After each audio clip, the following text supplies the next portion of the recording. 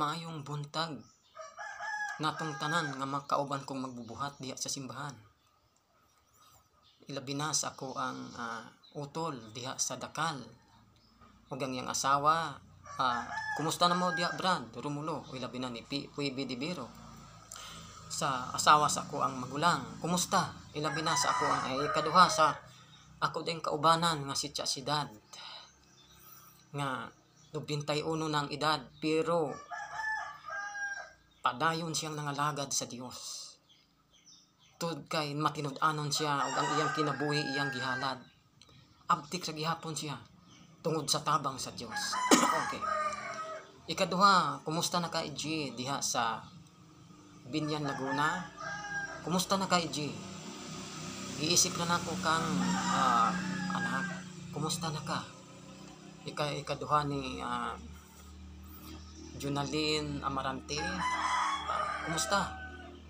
Kumusta kamong tanan? Ikaduha, kumusta kamong mga kaubanan akong mga magbubuhat, ilabi na sa akong mga kaubang UCM, Anciano, Deacons, o mga CWA. Kumusta kamong tanan? Ikaduha ni Pastor Hisil Amaro. Hisil, kumusta na ka? Pas. Okay ra ka? Sa imong pag-alagad sa Dios, nahibalo kong matinud-anon ka nangalagad. Okay, atong pamalandungan ang pulong sa Dios. Diri mabasa nato sa sinulat ni ang pulong sa Dios nga sinulat ni Mateo sa kapitulo 7 bersikulo 24 25, 26 ngadto sa 27 nag-ingon si Kristo,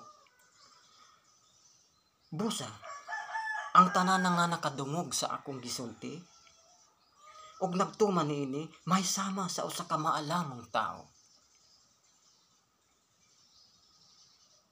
nga nagtukod sa iyang balay diha sa bato, sa dihang mibundak ang ulan ug mibaha ang mga suba ug ang hangin mihapak ug mikusok-kusok ni adtong balaya. Wala kini matumba kay natukod man diha sa bato.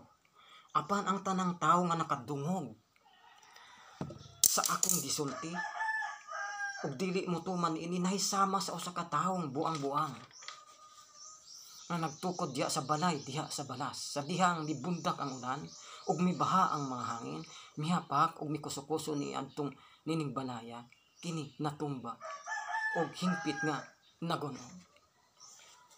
Maukad to, pero ang tema sa akong mensahe karon kalig-on diha sa pagsalig ni Kristo.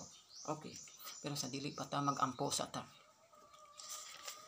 Halangdon og labing gamahanan nga Dios, salamat sa lain pang kabuntagon ug oras sa among kinabuhi. Salamat usab unta o Dios nga ang namati sa akong mga tigpamati o mga subscriber. Tabangi sila sa pagtuman ini hasta ako, Lord. Tabangi ko nga mosalig ako kanimo sa hingpit. Ug kami o Dios nga mga alagad nimo. Ilabi na sa akong mga kaubanan diya sa simbahan. Sa ngalan ni Kristo. Amen.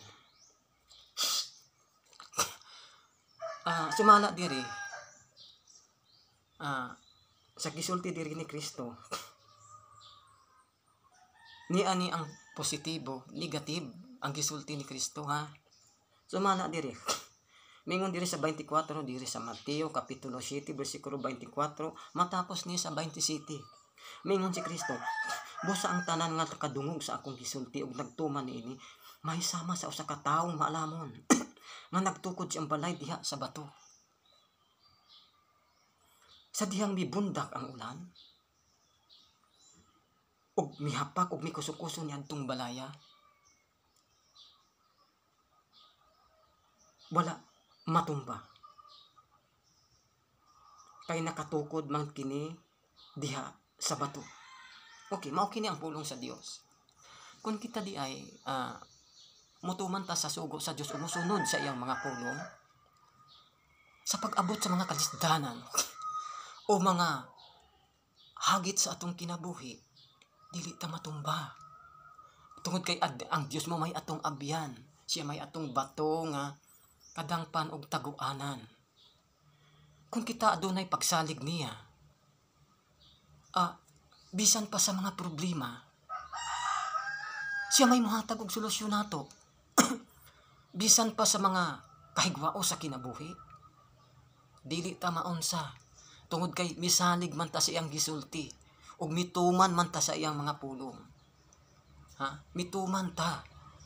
Bisag unsa pa, kung mudangop kita, kung aduna kitay mga problema, mga kaigsuonan, kay sumala, miingon man ang Dios diya sa Isaiah 65:1, nga andam akong mutubag sa mga pag-ampo sa akong katawan. Muna ato ng pamalandungan, mga kauba, mga kaigsuonan ko diha ni Kristo, labi na sa mga outsider, ato ng pamalandungan, ha.